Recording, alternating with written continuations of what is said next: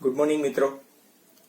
આપણે લેક્ચર 2 અને lecture 2A ની અંદર ધાતુ કર્મવિધિનો પ્રથમ તબક્કો આયસ્કનું સંકેન્દ્રીકરણ એની આપણે જુદી જુદી 4 પદ્ધતિઓ તો જોઈએ જ છે, બરાબર છે. હવે ધાતુ કર્મવિધિનો જે દ્વિતીય તબક્કો છે એની અંદર આપણે વાત કરીએ તો એ દ્વિતીય તબક્કાની અંદર પાછા વધારાના 2 પેટા તબક્કાઓ છે.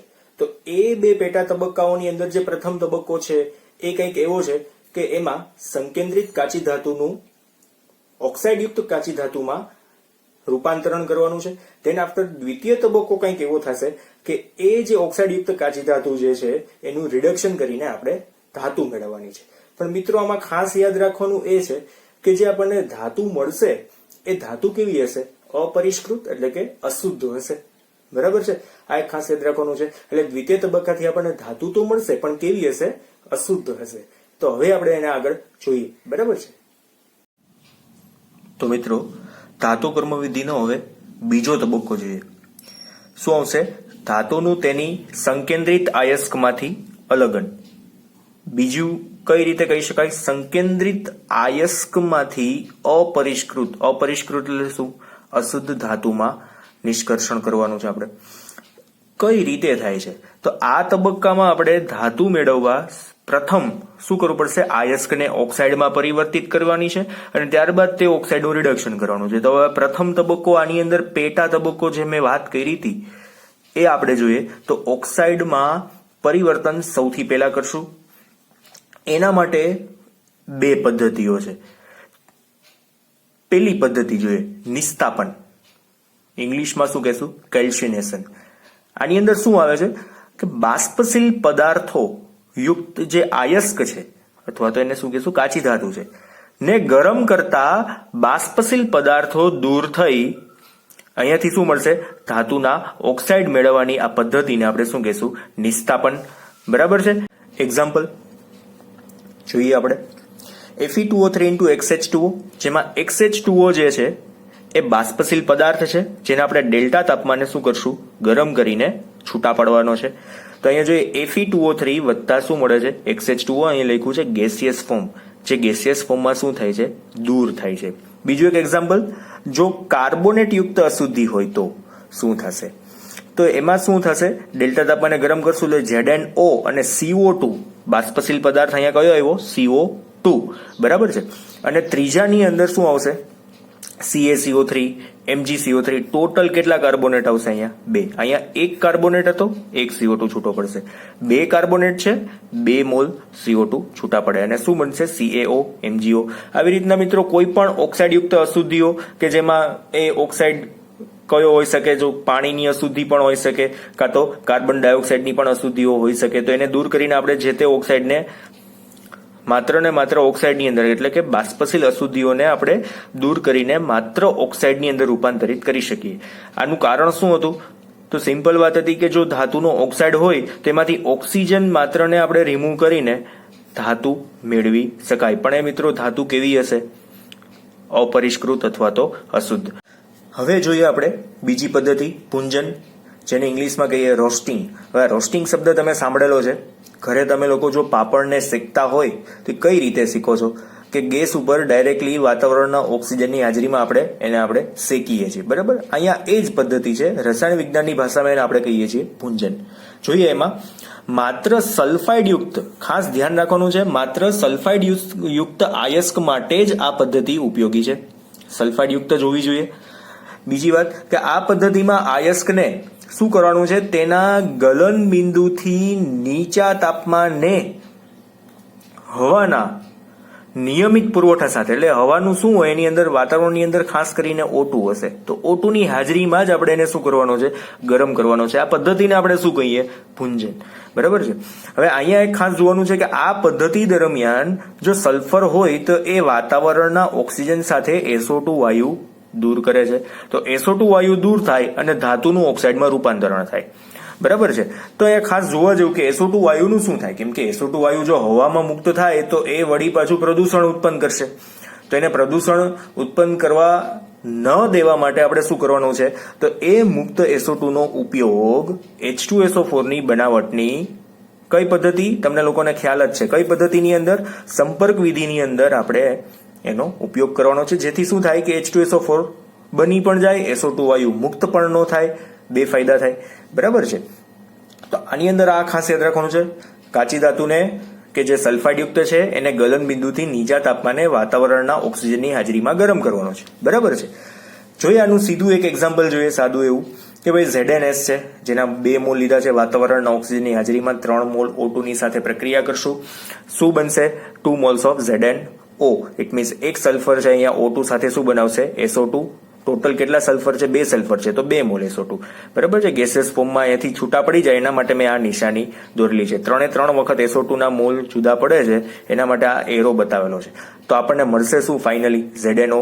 જો અહીં PbS હોય તો PbO, Cu2O છે તો Cu2S છે તો Cu2O બની જાય. બરાબર છે. બહુ સાદી વાત છે. હવે એમાં આગળ જોઈએ કે હવે જો આપણે હમણાં જે છેલ્લું એક એક્ઝામ્પલ જોયું કોપરનું. હવે જો કોપરની સલ્ફાઇડ યુક્ત અયસ્ક હોય ને તો તેને આપણે ક્યાં પ્રક્રિયા કરાવડાવવી પડશે? આ પરાવર્તની ભઠ્ઠીની અંદર. ઇટ મીન્સ વાતાવરણના ઓક્સિજનની હાજરીમાં જ થાય છે, પણ કઈ ભઠ્ઠીમાં? અને ખાસ યાદ રાખવાનું છે MCQ માં કે કોપરની સલ્ફાઇડ યુક્ત કાચી ધાતુ હોય તો એને કઈ રીતે રોસ્ટિંગ કરાવવાનું છે? તો પરાવર્તની ભઠ્ઠીની અંદર જ આપણે રોસ્ટિંગ કરાવવાનું છે, ભૂંજન કરાવવાનું છે. અને જો તેમાં Fe પણ હાજર હોય, Fe ની અશુદ્ધિ એની સાથે કોપર સાથે હાજર હોય તો શું કરવાનું? તો આ પ્રક્રિયા દરમિયાન આપણે સાથે સાથે SiO2 ને એટલે કે સિલિકા ને સાથે મિશ્ર કરી દેવાનું છે. સિલિકાને સાથે મિશ્ર કરી દે ને એટલે સિમ્પલ મિત્રો શું થાય આની અંદર કે ભાઈ Cu2S છે એની સાથે FeS પણ છે. બરાબર છે. તો બંનેને આપણે ઓક્સાઇડ એટલે 3O2 સાથે પ્રક્રિયા કરાવડાવીએ તો Cu2S માંથી શું બની જાય? Cu2O બની જાય. બરાબર છે. અને FeS માંથી શું બની જાય? FeO બની જાય. S છે એ શું કરશે? દરેક વખતે SO2. આ પ્રક્રિયા આપણે પહેલા હમણાં જોઈ. FeS પણ આ જ રીતના પ્રક્રિયા કરે. પણ હવે આ બે ભેગા ન થવા દેવા માટે શરૂઆતમાં જ શું કરે કે પેલા જ FeO છે ને એ સીધો આ ખાસ અહીંયા જોવા જેવું છે, સીધો કઈ પ્રક્રિયા કરી નાખશે? SiO2 જે આપણે ઉમેરેલો છે એની સાથે શું બનાવી નાખે? સ્લેગ બનાવશે. અને આ સ્લેગ છે એ આની અંદરથી દૂર થઈ જાય. ઇટ મીન્સ શું હવે મળશે આપણને? માત્ર ને માત્ર Cu2O. ખબર પડી ખાસ કે Cu2S છે, કોપરની સલ્ફાઇડ યુક્ત ધાતુ છે, તેને આપણે ભૂંજન દરમિયાન એની સાથે જો FeS પણ હાજર હોય એટલે કે આયનની અશુદ્ધિ પણ હાજર હોય તો એને આપણે પહેલા FeO માં રૂપાંતરિત કરવાની, દેન આફ્ટર SiO2 સાથે એને સ્લેગ તરીકે શું કરી નાખવાની હોય છે? દૂર. મિત્રો આ કોપરનું જે શુદ્ધિકરણ આપણે ભણશું ને ત્યારે વળી પાછું આ જ વાતને આપણે રિપીટ કરશું, પણ ત્યારે ડિટેલમાં તમને એક્ઝેક્ટલી ખબર પડી જશે. અહીં માત્ર આટલું જ યાદ રાખવાનું છે કે કોપરની સલ્ફાઇડ યુક્ત કાચી ધાતુ હોય તો આપણે એને પરાવર્તની ભઠ્ઠીની અંદર ઉપયોગ કરવાનો છે. અને ખાસ કરીને એક અહીંયા વધારાની વાત હતી કે કોપર આપણને છેલ્લે જે મળશે એ વચ્ચે કયા સ્વરૂપમાં મળી જવાનું છે? Cu2S અને FeS ના મિશ્રણ સ્વરૂપે, જેને આપણે શું કહી શકશું? કોપર મેટે સ્વરૂપે આપણને મળે. પણ એને આપણે અહીંયા મેં જે બતાવ્યું એ રીતે દૂર કરી શકાય. બરાબર છે. મેટે સ્વરૂપ જે છે એને આપણે ફેરવીને Cu2O ની અંદર રૂપાંતરિત કરી શકીએ ખરી. બરાબર છે. ત્યાર પછી જો હવે આપણને બે પદ્ધતિથી આપણને ઓક્સાઇડ તો મળી ગયું છે. બરાબર છે. કેલ્સિનેશન અને ભૂંજન, નિસ્તાપન અને ભૂંજન બે પદ્ધતિથી જે આપણને ઓક્સાઇડ મળ્યા છે. હવે આપણે બીજું કંઈ વિચારવાનું નથી તો એનું શું કરવાનું? સીધું રિડક્શન કરવાનું છે. તો રિડક્શન કરવા માટે રિડક્શન કરતા કયા ઉપયોગમાં લેવાના છે? તો કાર્બન અથવા કાર્બન મોનોક્સાઇડ. જો અહીંયા બંનેની સાઇઝ ખાસ જો, કાર્બન મોનોક્સાઇડ બંનેને રિડક્શન કરતા તરીકે આપણે ઉપયોગમાં લઈ શકશું. તો એક સાદું એક એક્ઝામ્પલ છે MXOY. આ મોલ આપેલા છે. M ના મોલ, M એટલે કે મેટલના મોલ X, ઓક્સિજનના મોલ Y છે, Y મોલ C સાથે રિએક્શન. તો X મોલ M અને આ જે ઓક્સિજન છે એ ક્યાં જતા રહેશે? Y mall CO. પણ આના માટે એક સાદું એક્ઝામ્પલ કે ZnO ની કાર્બન સાથેની પ્રક્રિયાથી શું થશે? C અને O નું મિશ્રણ ને Zn અપરિષ્કૃત ઝિંક આપણને મળી જશે. આના બદલે જો તમે CO લીધો હોય તો ફાઇનલી અહીંયા શું મળી જાય? CO2 મળી જાય. આ એક ખાસ જોવાનું કે CO હોય તો CO2, કાર્બન મોનોક્સાઇડ હોય તો ડાયોક્સાઇડમાં રૂપાંતરણ થાય, એનું ઓક્સિડેશન થાય. બરાબર છે. તો સામે ધાતુના ઓક્સાઇડનું શું થઈ જાય? રિડક્શન થઈ જાય. અહીંયા કાર્બન ધાતુના ઓક્સાઇડનું શું કરે છે? ઓક્સિજન સાથે સંયોજન. બરાબર. એટલે મેં એક્ઝેક્ટલી અહીં બતાવેલું છે કે કાર્બન શું કરે છે, ધાતુના ઓક્સાઇડના ઓક્સિજન સાથે સંયોજાય છે અને શું બનાવી નાખે, CO અથવા તો CO હોય તો CO2. બરાબર છે. આમાં મિત્રો એક સાદી ડેફિનેશન પણ છે, ઇલેક્ટ્રોનેશન. એને આપણે હવે જોઈએ. ઇલેક્ટ્રોનેશન કોને કહેવાય? તમે આગળ ઘણા બધા એવા નેશન પાછળ જે પ્રત્યય આવે એવા શબ્દો જોયા છે. હાઇડ્રોજનેશન હોય તો હાઇડ્રોજન ઉમેરતા હોય, બરાબર છે. ઓક્સિડેશન હોય તો ઓક્સિજન આપણે ઉમેરતા હોઈએ છીએ. તો અહીંયા ઇલેક્ટ્રોનેશન છે, તો રિડક્શન સમયે ઇલેક્ટ્રોનનો સ્વીકાર થતો હોવાથી આ પ્રક્રિયાને આપણે શું કહીએ છીએ? ઇલેક્ટ્રોનેશન. ખાસ યાદ રાખવાનું છે, રિડક્શન દરમિયાન શું ઉમેરાય છે? ઇલેક્ટ્રોનનો સ્વીકાર થતો હોવાથી આ પ્રક્રિયાને આપણે શું કહીએ છીએ? ઇલેક્ટ્રોનેશન. ઇટ મીન્સ મિત્રો અહીંયા આપણો બીજો તબક્કો ઓલમોસ્ટ આખો પૂરો થઈ ગયો. જે ધાતુ કર્મવિધિનો બીજો તબક્કો હતો કે જેમાં આપણે શું કરવાનું હતું કે ભાઈ અપરિષ્કૃત ધાતુ મેળવવાની હતી, જેની અંદર બે પેટા તબક્કા હતા કે પહેલા તો ધાતુનું ઓક્સાઇડમાં રૂપાંતરણ કરવાનું અને પછી એ ઓક્સાઇડનું રિડક્શન કરવાનું. તો બહુ સિમ્પલ વાત હતી અહીંયા. અને આપણે બંને તબક્કાને એક્ઝેક્ટલી જોયા છે કે ભાઈ ઓક્સાઇડમાં રૂપાંતરણ કરવા માટે બે પદ્ધતિઓ છે, કેલ્સિનેશન અને ભુંજન. જો કેલ્સિનેશનમાં શું થશે, બાષ્પશીલ અશુદ્ધિઓ માત્ર ને માત્ર દૂર કરી શકાય, એટલે કે H2O અને CO2 જેવી અશુદ્ધિને દૂર કરી શકાય. અને ભુંજનની અંદર શું છે, તો ગલન બિંદુથી નીચા તાપમાને સલ્ફાઇડ યુક્ત કાચી ધાતુને વાતાવરણના ઓક્સિજનની હાજરીમાં જ આપણે શું કરી શકશું, દૂર કરવાની છે. અને ધાતુનું શું થશે, ઓક્સાઇડમાં રૂપાંતરણ. એમાં કોપર માટે એક એક્સ્ટ્રા આપણે વાત કરી છે, એને ખાસ જોઈ લેવાની છે કે ભાઈ એના માટે પરાવર્તનની ભઠ્ઠી હોય, પછી એક મિશ્રણ મળે છે મેટ્ટે, જેને આપણે Cu2S અને FeS નું મિશ્રણ કહીએ છીએ, બરાબર છે. અને આ ફાઇનલી એક ડેફિનેશન છે.